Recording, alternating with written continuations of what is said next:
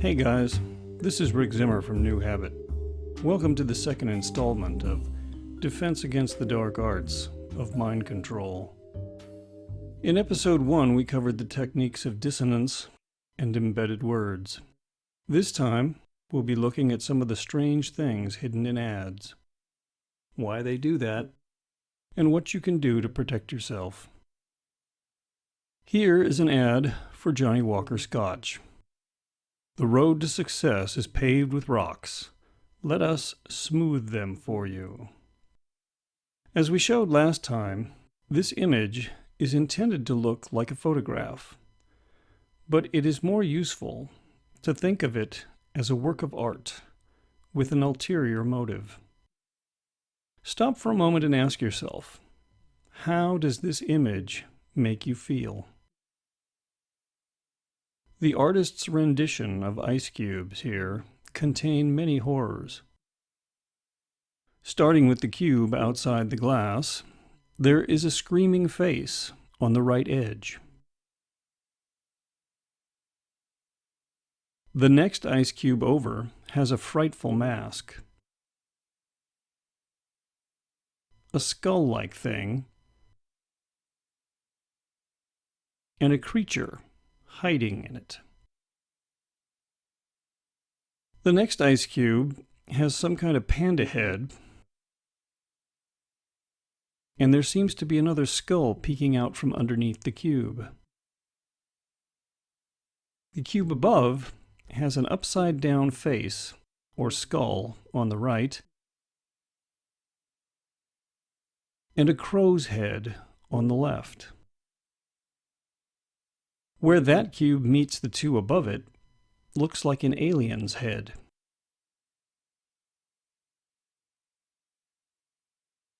The top cube has a black dog looking out of it to the left. This nightmare of an ad is designed to trigger an emotional response that is then rationalized. The emotional jolt from this ad is remembered the next time you find yourself in a liquor store. Protecting yourself from such subliminals is largely a matter of knowing they exist and understanding how they work. Consciously identifying the skulls, masks, and faces in the ice cubes neutralizes their power over the subconscious. When the conscious mind becomes aware of the images, the subconscious can relax and stop trying to repress the threatening images. Skulls are symbolic of death and very common in ads for the emotional jolt they provide. Another common jolting symbol in ads is the phallus. Phallic symbols were closely associated with Freud's theories, and it seems those theories were quite popular with subliminal ad makers. Sometimes a cigar is just a cigar, but not in mass media ads. Let's start with an obvious one. Deuce Bigallow's expression seems a bit odd for someone sporting such an impressive phallus. The real Tower of Pisa has 8 stories, but Deuce's tower has 10. For those who remember the lessons on dissonance, Deuce's head does not match the body. The neck is the giveaway. Also, the cloud formation looks a lot like a woman's face and hair on the left, with her forearms pointing to the left and her hair streaming back behind her to the right. Is she smiling or screaming? If the cloud woman is screaming, then Deuce's facial expression makes the joke. The woman is screaming and running from his giant phallus. Notice the arches in the tower form dozens of smaller phalluses. Next up is an old Apple II ad. Subtle by comparison. Next is a Soloflex ad.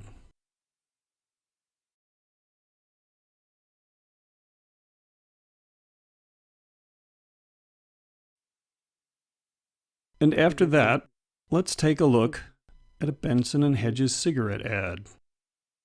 If you got crushed in the clinch with your soft pack, try our hard pack. The copy of the ad is suggestive, and so are the candles in the background in the upper right corner. Now, look at what is in the man's left hand. What a strange place for a phallus. No wonder he looks surprised. But what is up with his thumbs? This one here is a bit out of place. A little dissonance. And this one here is very odd. This Dirty Bird logo is rather obvious if you are looking for it. Copywriter Nick Hayes in London alerted me to the next example. From the UK's National Health Service, no less. An innocent-looking teddy bear to keep track of your child's health record. The subconscious is very likely to repress such an image when associated with children. Cartoons make it easy to hide things. This DJ Florin ad is clever. Right side up, it looks like a woman drinking champagne. If we rotate the ad upside down, however, coincidence theorists would say that is just an accident. A famous cartoon ad that targeted children is the Joe Camel character. Here is a sample.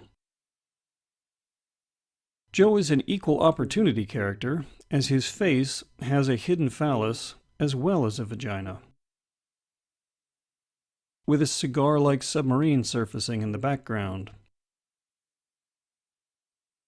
Cartoons from Disney often include something extra. Look at this poster for The Little Mermaid. The castle thing has lots of phallic shapes in it, but one stands out.